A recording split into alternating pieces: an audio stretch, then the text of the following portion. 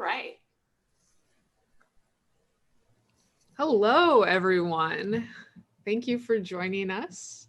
Obviously, we have a wonderful panel here, and we're going to tell you about the efforts that we're doing and our organizations are working on to make 2021 better, which is perhaps not a high bar over 2020, but I think that we're all doing really awesome things. So my name is Renee Gittens. I am the Executive Director of the International Game Developers Association, the IGDA, and we support and empower game developers around the world in achieving fulfilling and sustainable careers. So I will talk to you a little about that, but we'll go through introductions first, and then we can get around to what specifically we're doing. Sabrina? Yeah, hi, nice to meet you all. My name is Sabrina Wong, currently Culture Program Specialist over there at Evil Geniuses, an esports organization. And you might be wondering, what does Culture Program Specialist really means? I get that all the time, so I'll let you know. Basically, I lead a lot of really amazing programs over here at Evil Geniuses and new initiatives. This includes things like collegiate esports and helping education and development. That also includes things like diversity, equity, and inclusion over at EG, both internally and externally. And finally, I also handle a lot of merchandise strategy as well as apparel. So I got hands in all kinds of buckets. And on the sides, I also run two small projects, one being Killsteel, an inclusive esports apparel company, as well as Starless, which is a new startup for me, which is a kind of inclusive, accepting femininity as a powerful resource, sort of makeup cosmetics brand. So that's my background about me, and I'm so excited here to be with all you lovely ladies today. I'll throw it to Eunice. Hi, thank you for the intro, Sabrina. I think that's the first time I've actually heard yourself introduce yourself, so that was amazing. I loved it. My name is Eunice. Hi, some of you might have known me as a former Cloud9 employee. I was their first employee for the last 5 years, and so I've been there since the beginning, helping them build up the team from the very beginning. And recently, I started my own venture. It's called Enlight. And our website is enlight.gg in case you're interested. But right now, the high-level intro is that we are a community and course platform, and we teach young adults how to start and succeed in their esports career. So that is really a lot of information on the business side and on the community side, where my experience fully resides. I don't have a lot of streaming or sort of content creator experience, but I feel like there's a lot more transparency and accessible knowledge that needs to be created on the esports side of things. So that's my new venture. Amazeballs. Number one, I am so happy to be in the conversation with all of you powerful and lovely women, and happy ThanksGaming. So I am founder of Sugar Gamers, an organization that I've been running for the past 11 years. So before all the movements, before all of these things, it was very important to me to have an inclusive organization that wasn't just about competition, but the love of gaming and the intellectual merits behind gaming. Developing games, they're challenging and difficult, and there's just so much more to it than competition. Over the years, though, I have incorporated esports into how we support individuals in our organization, and that is through working with the community, working with kids, working with facilitators and teachers and their parents, because it's not just a kid thing. Everybody needs to understand why esports and video games are incredibly important to our future. So that's me. Absolutely. I think that games, both developing games and esports and just community around games is so important, especially with the pandemic and situations we're facing now. But games are such a powerful tool of learning and of community creation, which I think we've all benefited from. Eunice, I'm really interested to hear in the efforts that you're doing to help inform students and other aspirational game players on how to build their professional career. Yeah.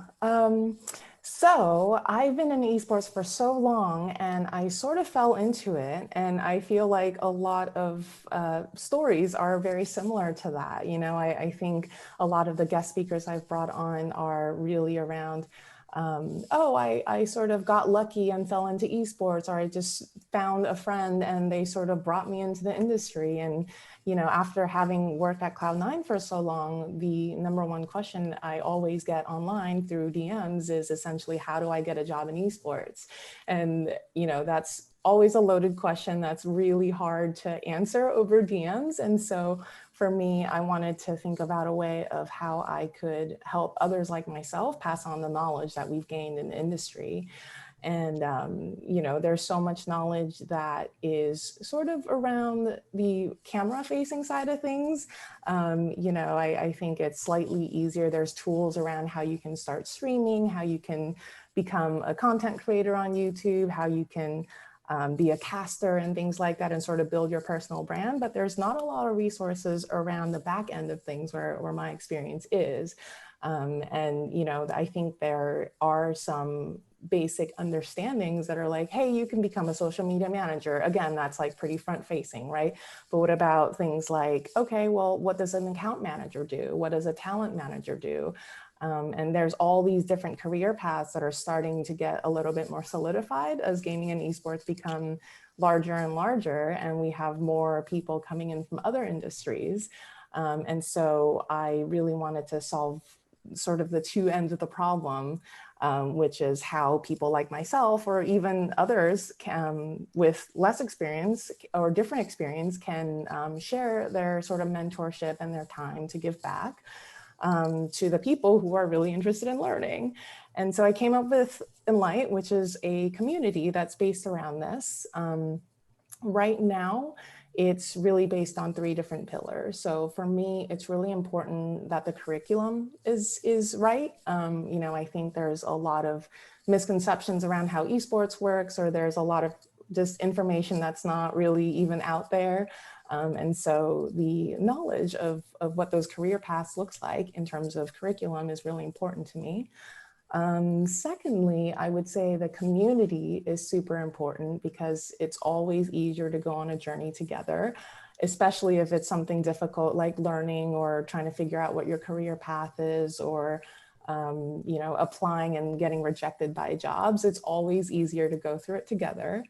And lastly is the connection part of it. So really, you know, I think there's so much focus on networking in esports. It's such a small industry, but how do you do that, right? Like Twitter DMs is really just not scalable, and it's a crucial part of networking in terms of making connections with others. And so really building on the connection is also important to me.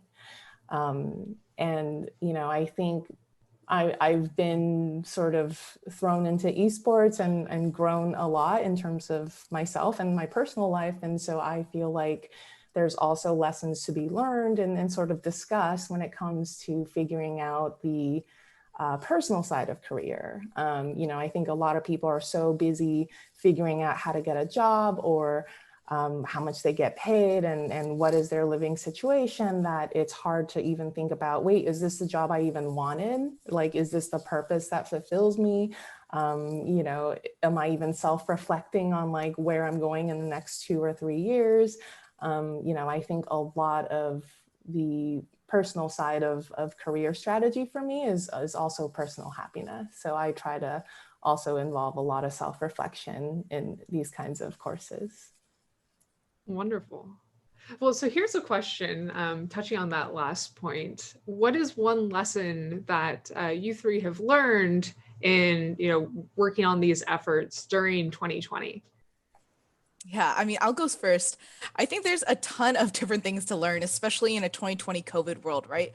As Eunice mentioned, you know, even before 2020, we didn't really have any development or progression structure within esports.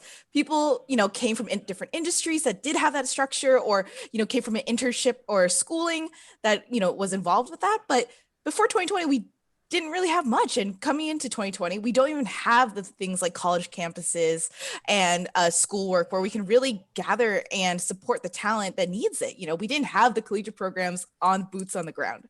So I think that one thing I've really learned about 2020 and how to be dynamic and fluid with the times, especially with D&I efforts, is really relying on the community that's speaking out and asking for it. I've been able to really connect with people that I don't think I really would in any other situation, just because we're all looking for that support system and people to like really rely on and learn from during this time in a technological era where we can. I've been able to attend a lot of online summits. I've been able to network with people online in different and really innovative ways, and really get to know their understanding and their experience in the esports industry to really build not only a good program here at Evil Geniuses, but also grow myself as an industry professional as well, and understand like, hey, these are concerns that we really need to be talking about right now, and using my social platform to be able to do that. Absolutely. Yeah, I mean, this year definitely has been one where I've been able to grow more confident and share that confidence with others who have felt like, because of their not being able to quite fit, especially with this industry being so forward facing, and you see all the faces that are actually gaining money and gaining celebrity, especially in esports. So, when I am in these schools and, this young man wants to be a ninja, it's an understanding that there's so many new ways to enter into this industry. We don't have to replicate former successes because there's still plenty of different ways to be successful. And that's incredibly important because, like, for example, we as people, we want to like minimize our risk. We want to minimize how long it takes. But at the end of the day, the passion for video games really has to push you forward. And even though authenticity is a buzzword, people really need to have it. You really need to be in this space because you want to, not for fame and not for money, but for the love of the game, for the passion, and for the community in the space. And I think centering yourself and centering myself, very similar to what Eunice was saying earlier, and having a little bit more soft skills. Because as we're talking about technology, a lot of the conversation is around coding, programming, and broadcasting, streaming, all the other stuff. But if 2020 has taught us anything, is that humanity is incredibly important in all this, and that video games can tell a story about how we can be better humans.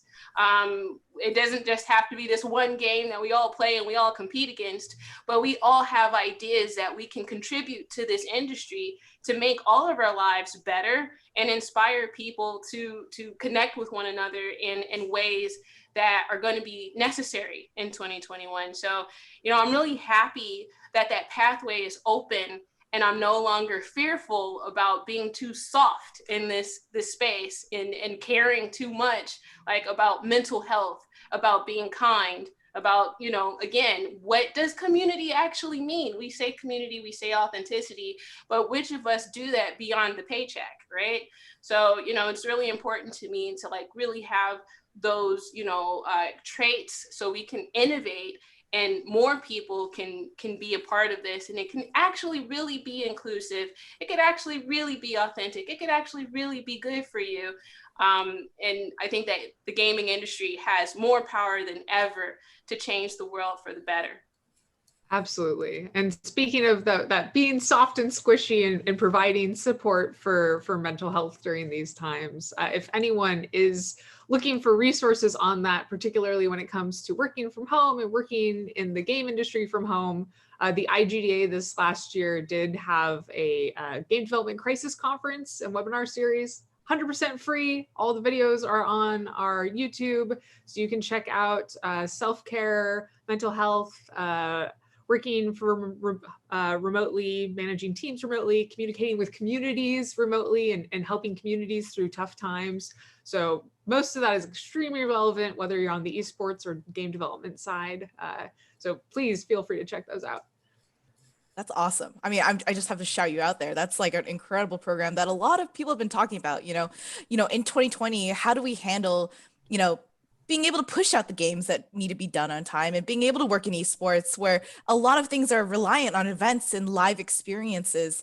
And, the most importantly is mental health checks, making sure that we're taking care of ourselves and each other during this difficult time where, for me at least, most of my social contact is through a webcam and a Zoom. So I'm really glad to hear that IGDA is doing work there.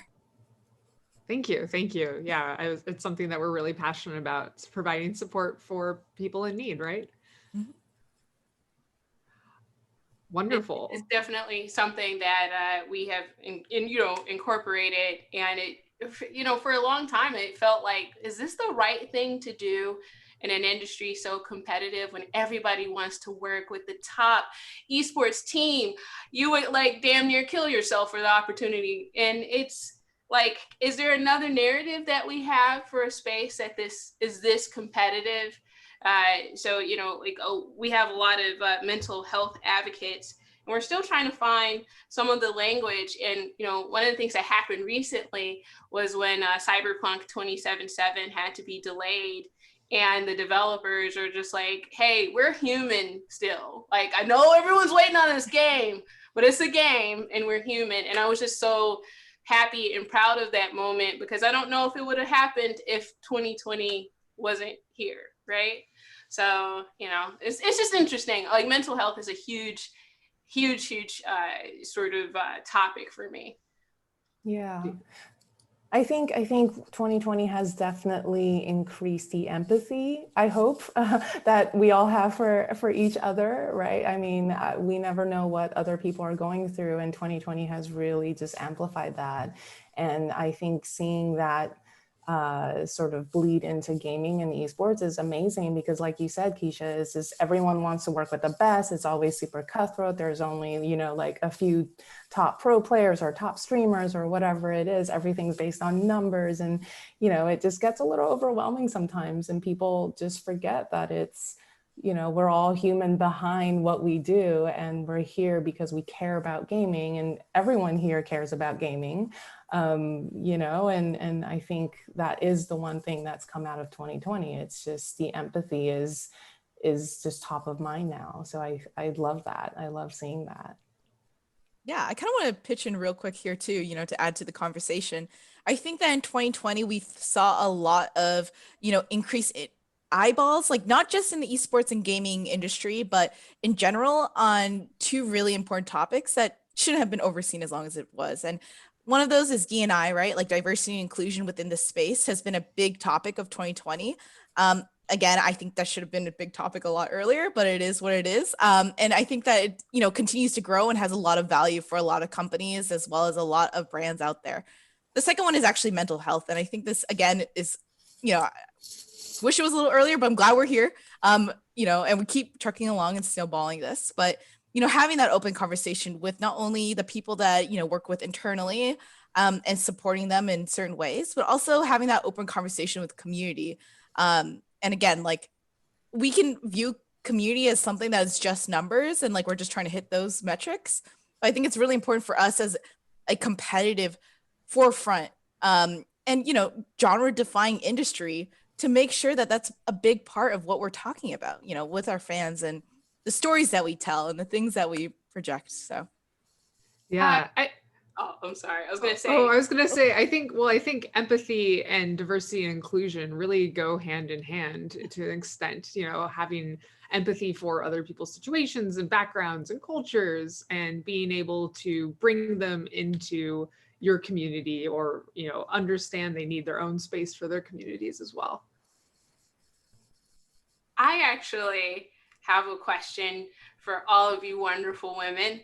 All of you work for super outstanding companies, and you have like outstanding companies in your own right.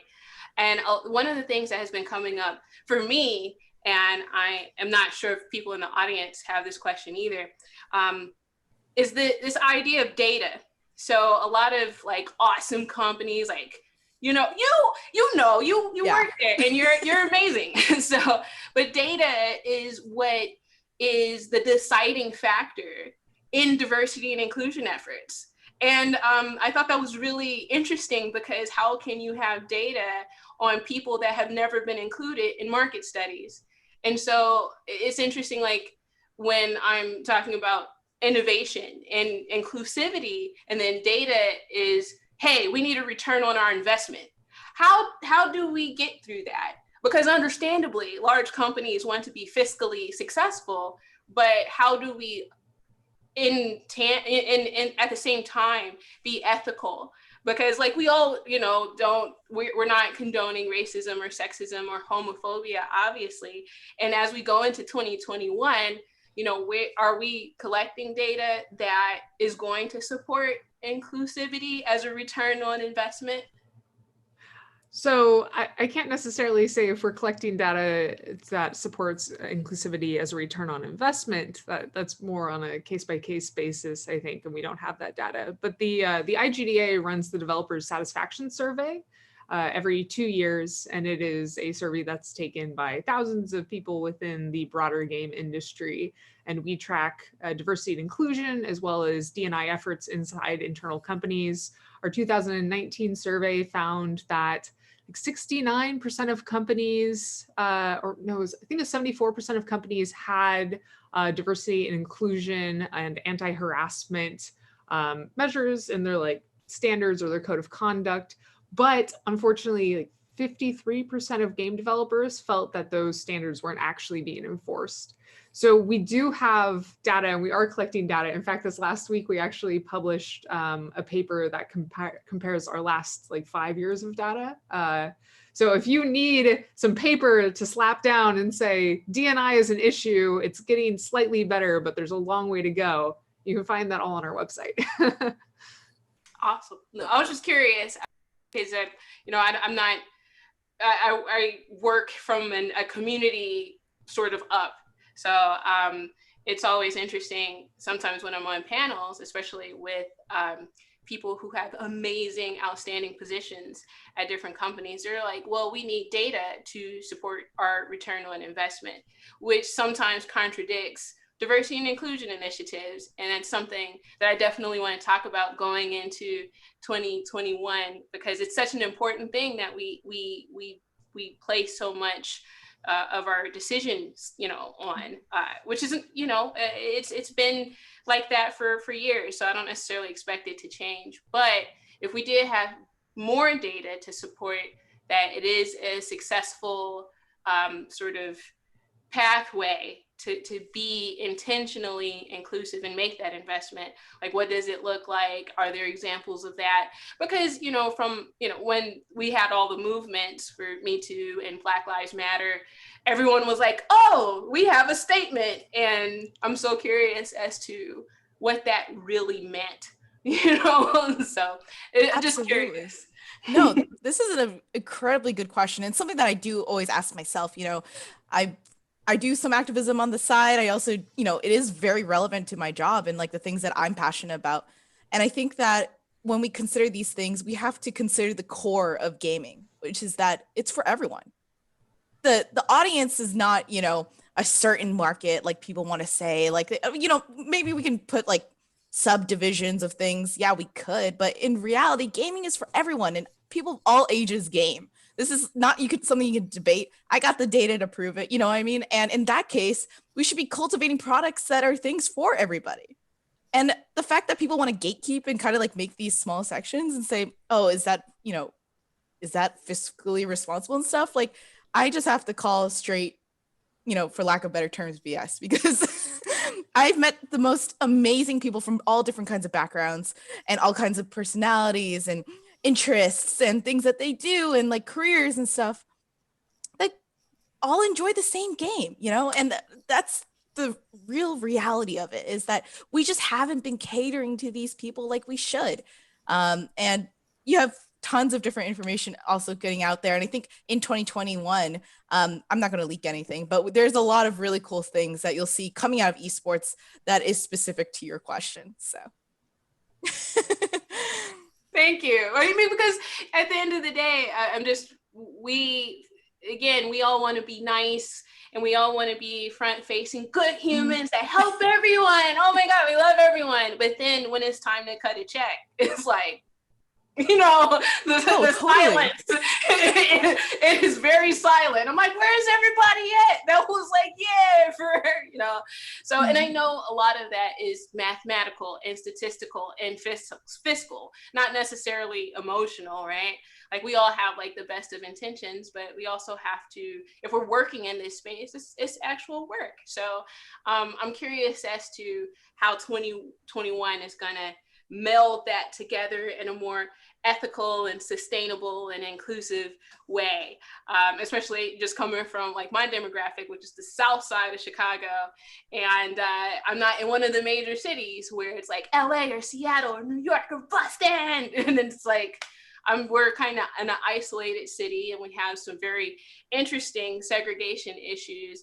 So it's always something that I look at so I can be powerful in my community as well. So again, what the information that you provided, Renee, and your energy, Sabrina, and like, man, Eunice, all of you are very awesome. So. Yeah, I think there is, at least from the business end, there's definitely studies out there that say when there's a woman at least on the board of directors or at a leadership position, that the business actually increases in revenue, right? And there's a lot of factors that go into those sort of things. And from an anecdotal perspective, at least from the esports team side of things, and I'm sure Sabrina, you could add to this, having women in leadership positions and having women run and create these initiatives like Sabrina herself and Nicole, the CEO of EG, and plenty of other women have stepped up to the plate to create a lot of amazing initiatives and communities in esports. And I think that's really a culture that trickles down, right? Because these communities are created by women, they're seen as safe spaces for other women to join and really feel like they belong. And so, obviously it takes time, but from the sort of business perspective and the data you're talking about, I think it's starting to be more obvious that with women running these initiatives and having more engagement in these communities that they're creating, it's actually a benefit to have women being hired in esports in leadership positions. I'm sure someone, maybe IGDA or some other data company or EG themselves are probably more insightful with the data, but there's certainly a lot of anecdotal experience to go along with that. Yeah, definitely. And not to mention just how large and diverse the population of gamers themselves are. There's no reason to limit your audience if it's unnecessary. Sure, if you're doing like very specific game, very targeted marketing, go for it. But, so many companies are creating a multitude of games and, so many streamers and, try to appeal across a wider set of audiences, across a wider set of games, that inclusivity just makes sense, right? Like you should be able to welcome everyone into your community because that will help it thrive and grow and be healthier. You all brought up some things that I really want to pinpoint that are too. I think one thing that you guys brought up a lot was that, we're coming into an age where again, like as I said, gaming has always been for everyone. That has not changed and it shouldn't change. And accessibility is at all different kinds of levels and prices, right? And I think that we're coming to a piece where seeing a woman main character in a game isn't surprising or avant-garde or something. And we're also coming to a time where, we're seeing people of all different color, POC, women, LGBTQ plus representation isn't weird. And that's amazing. I mean, I just love being in this time where we're, progressing so quickly. I mean, we're not where we need to be, but we are progressing, over time to like where we're making those kinds of moves. And I think a second point that I really want to add is that, we should be supporting the games, the teams, the orgs, the brands that are aligning with our views. We're talking a lot about like, making margins and, the fiscal responsibility. Then I would love to see like, as fans, like us speaking out. Like I really love seeing orgs talk about this topic. I love them investing and putting money where their mouth is on the messages that they need to do. As we talked a little earlier, a lot of people made statements, but who was making moves? Now that's the question that we're going to see an answer to in 2021. I'm very excited about that. Like, I'm so excited to see people put money where their mouth is, because again, people can save themselves from PR disasters all day, every day. Like, oh, I know our team was only men before, but look, we just hired a woman. See, hi, we're good. Buy the shirt, like it's, and I get it. We gamers, and especially esports, we live in a world of aspirational consumerism.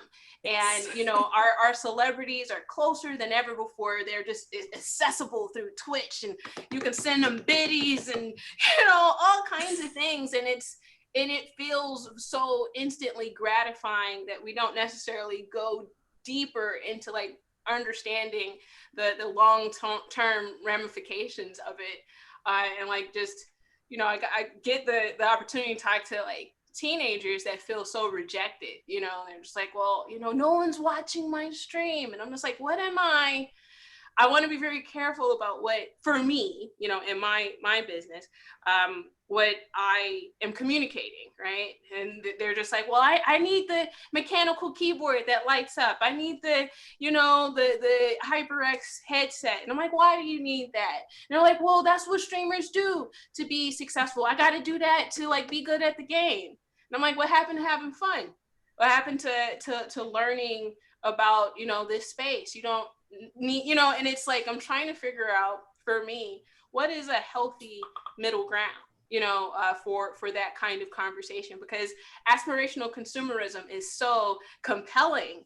If I have this and I have my RGB lights in the background, and invest in that, then I could be a real gamer. And, is going back to the mental health and going back to the inclusion, is so much more nuanced than having that blanket statement like, oh, we're an inclusive company. Look, Black Lives Matter hashtag. And it's like, but you're still supporting the same homogenous group of people that you always have. So, I don't know. So I'm just, again, very elated to be a part of this conversation, because I can feel the energy, and that all of you are very authentic and earnest, and being a part of this change that we're going to see next year. So I'm excited. Oh, thank you. I'm super excited too. It's great to have thought leaders like this really pushing forward with communities, organizations, and projects to make games better for everyone. Speaking of that, let's specifically go around and say, do you have any wonderful plans for 2021 that you can share? Sabrina, let's start with you. Yeah, I can't share a lot, unfortunately now, because I have a lot of hands in different buckets. But there's a lot of really exciting things I think you can expect from EG in 2021 when it comes to this conversation and topic. A lot of moving parts, obviously, and there's actually a lot of speakers that we saw a little bit earlier today on the stream actually that are going to be involved, which is super exciting and a lot of fun. But I think that a lot of the key elements that we're going to be seeing in 2021, not just from EG, but esports and gaming in general, are, again, we're going to see action. I think that we've seen too much talk in 2020. Like, I get it. It's great. We need the talk to start the conversation, but let's see some actionable items happen. And that is really going to be started, I think straight from January. Following that, I think that there's a lot of opportunity for education and development, just like we talked about a little bit earlier. I know Eunice is actually working on this project specifically, but a lot of people are investing time, money, talent to make sure that we're developing all different kinds of people, on an equity standpoint, to get it and make it into gaming and esports. We need to make sure that there's structure that's equal and fair for all, because I'm going to be completely honest, I don't think we're really there yet. There's a lot of people that have benefits that other people don't. Like, I can speak from my personal experience. I'm an LA native. I joined esports when I was in high school, actually. I used to go to the LCS, and I had that benefit of being so close and privileged to be so close to the LCS studio to get those opportunities that I did to build my career in the future. Not everyone has that. And especially in a COVID world, nobody can go to the LCS studio and go ask for a part-time job. So in that case, we're, spending the time and patience and money to make sure that we're getting educational segments online like this, and making sure that people have the opportunity to speak up about their journey and their experience. And not everything is fun and daisies, right? Like the real experience of gaming and esports is that it's hard. It's hard no matter who you are, especially if you're POC, LGBTQ plus, or woman. Like I have my instances in this space that aren't pretty, but that's okay because that's change. I know that I'm talking on these things to make it better for someone else. So that's kind of my wrap up of 2021. I know it's not kind of a non-answer, but I'm very passionate about the things that I'm working on, and I'm excited to share that with all of you soon. Wonderful. Eunice? I love everything that everyone just said. I think the reason I really wanted to start Enlight was to make sure that this knowledge was accessible, right? That, every guest speaker. So right now I have a pilot program that's completely free to anyone. There's still 2 more weeks left. So anyone can sign up on enlight.gg. But basically every guest speaker that I bring in is automatically speaking to 100 plus people that normally would not have access to this information, right? Like if they're not going to the right universities, or if they're not living in LA and able to go to the studio, this is all online. It's completely part of this community that anyone can recommend from their friends or through, amazing events like this, like ThanksGaming. And I really care about the accessibility aspect of it. And so for 2021, I just started Enlight, so I don't actually know what it's going to look like. I think there are a lot of pathways where it comes to keeping it accessible in some way, or maybe even working with orgs to figure out how we can make it available for scholarships and for people that just want to be part of the community and contribute to the community in their own way. And just really thinking about how we can structure the curriculum so that it's tangible, right? Like I want it focused around action. It's not necessarily just like, here's some knowledge and then there's no action plan, but it's here's some knowledge and here's how you can actually apply that knowledge to an internship, or let's help you write your resume, or, something tangible that actually turns into a thing that improves your lifestyle tangibly. So I love everything that's been mentioned here, and I'm totally aligned with it. Wonderful. And what about for sugar gamers? So we want to come full circle, right? So what does it mean to have an inclusive community organization without data or without a big company backing us? So we really are backed by community. Like that's why we exist. That's the only reason why we exist. So everybody who's part of Sugar Gamers has put their time, effort, and resources behind keeping it going. And I couldn't be more proud of our team, which includes all kinds of people. A lot of times people have the misunderstanding that it's only for women or only for Black people, but everyone is included. It's for everyone. So doing all that advocacy work, having case studies of why it's important is important, right? So we are designing a game now with companies like Unity and Unreal being, giving away the information on how to use their software for free. Now more than ever, while we're stuck in the house, we can learn how to develop video games. And, I was just part of the Unreal Fellowship, and don't get me wrong, it was freaking challenging. It was challenging, but, I came out of it just feeling a lot more empowered over what I could do. When you play these video games, it's almost magical how they're developed. And a lot of us don't or haven't watched the credits to see the hundreds of people who are involved in the development and how it really does take a team and time and creativity. So the game that we're going to create a video game for is on my shelf. We've been working on this since 2014. It's called Project Violation. And we would want it to be an immersive sim where, there's more than one way to solve a problem in the future. Instead of and it was a cyberpunk theme, but we're going to switch it to a more solar punk theme. And for those of you who are not familiar with solar punk, it's all about imagining a future where we use our human intellect and our human genius to solve the problems instead of destroy the earth. So it's all about a future where we're living in more egalitarian environments and in harmony with our with our world, right?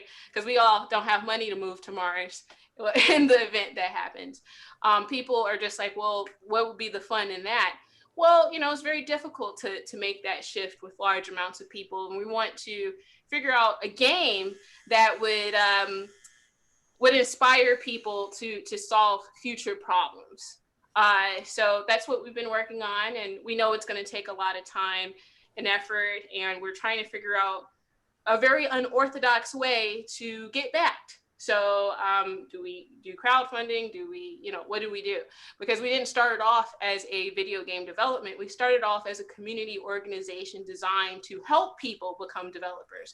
So now we're developers. We're just going to call ourselves that, and we're not doing it for the money. We're doing it for the love of this space, for the love of the game. But hopefully one day we can be compensated for that kind of contribution. So it's already a tabletop RPG, which we're going to sell soon. And the next step is to make it a digital game. And then also next year, you'll just see a lot more of my team just out there telling stories from their perspectives, especially in VR and AR, and just talking about the metaverse, because that's a huge conversation that I think needs to be very inclusive and very ethical. And it's very, dedicated on data and artificial intelligence and automation.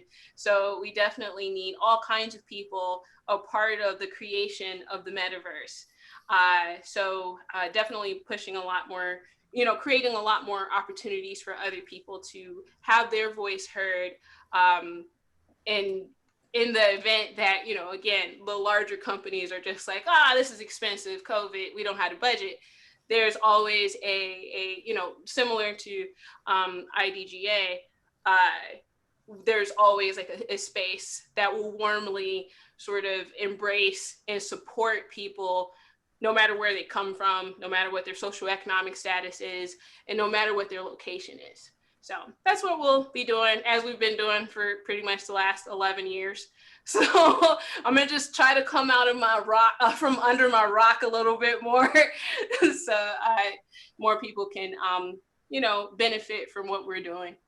Great. I look forward to hearing more about your game development progress. Audience, if you have any questions, please put them in chat and then we'll see about asking them. As for now, I'm going to blather about the IGDA and what we're trying to do for 2021. So actually, prior to 2021, from December 18th through January 3rd, the IGDA is going to be running a holiday hackathon. So if you want to figure out what game development is like for the first time, this is a really, really wonderful good chance because we are going to be having a game jam as part of that. But as this event is intended to support game developers through this pandemic when they might not be able to travel home during the holidays to see their families, it's really going to be a community-focused event.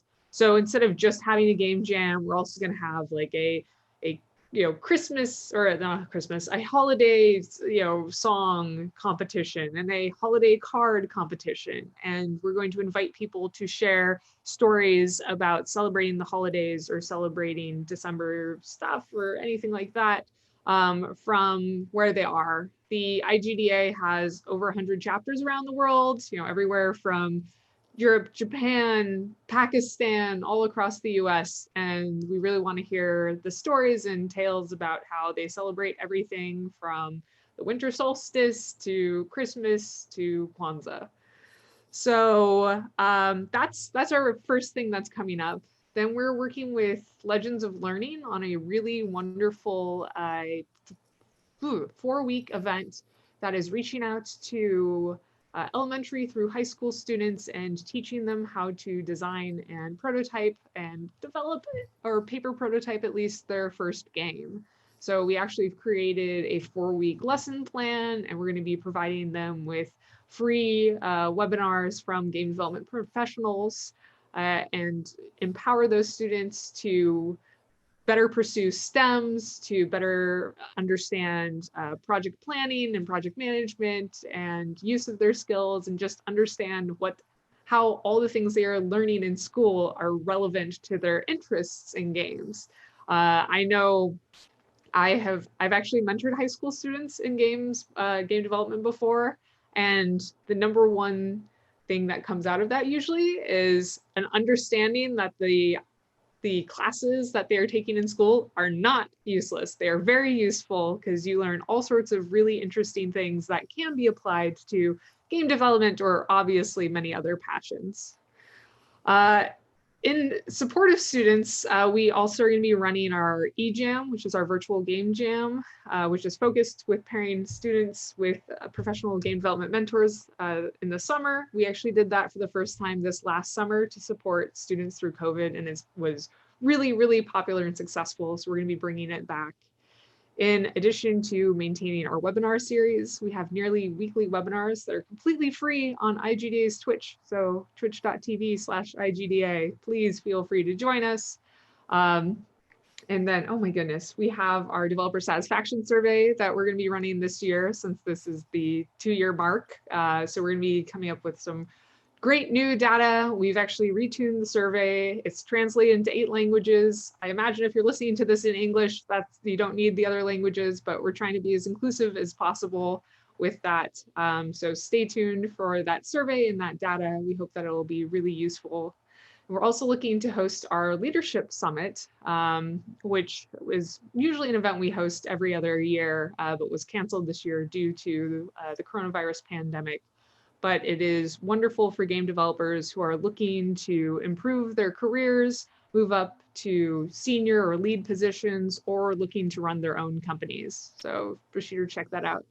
And the last thing, I know I'm just telling you so much, is we actually started an inclusive game design recommendation document that breaks down how to create inclusive games, from having an inclusive and diverse team to how to look at, story aspects, world aspects. It really breaks it down. We have the outline all finished, and we're just starting to build that out now. The IGDA actually consists of 35 special interest groups that have affinity groups such as LGBTQ+, Black in gaming, Latinx, women in games, and all of them are going to be participating in the development of that document. And then we will be releasing it to help game developers create awesome games that are inclusive. So great. I don't see any questions. I don't think I missed any. So please, if you do have any for this wonderful panel here, let us know. I think that one question that I want to ask everyone, it's on a lighter note, what games are you looking forward to most right now? We have this year coming to a close, the next year starting. Is there anything that you're particularly excited for? I gotta think about this one. There's a lot of things I am looking forward to. Obviously, Cyberpunk is something that everyone's been waiting for a very long time. I'm cautiously optimistic about it. Personally, I'm not a big story narrative person. I've always been into competitive gaming and esports, so it's going to be a little bit of a deviation there. Actually, really random. I just bought The Sims because it's $5 on Steam right now, and I'm having an amazing time with that. But I think I'm also really looking forward to actually Overwatch 2. Any kind of news about that? I actually used to work for an Overwatch League team, the LA Valiant, and I did a lot of inclusive programming for them there, especially in events. So I'm really excited to see what they bring. I think Overwatch is a really interesting game. It's one of the first competitive games that has been, really focused on that kind of storytelling about equality and equity, and in this kind of world that is, not perfect, but showcases different kinds of cultures and stuff. And I want to see what they do with number 2. Like, how far do they go? I would love to see some tasty lore come in. So that's what I'm excited for. Wonderful. I've been playing a lot of the indie games on Xbox PC Game Pass and on Apple Arcade. So I used to be super hardcore, like playing on my super new PC all the time with like, really competitive games as well. But I don't think I can take the stress anymore. So I've stopped.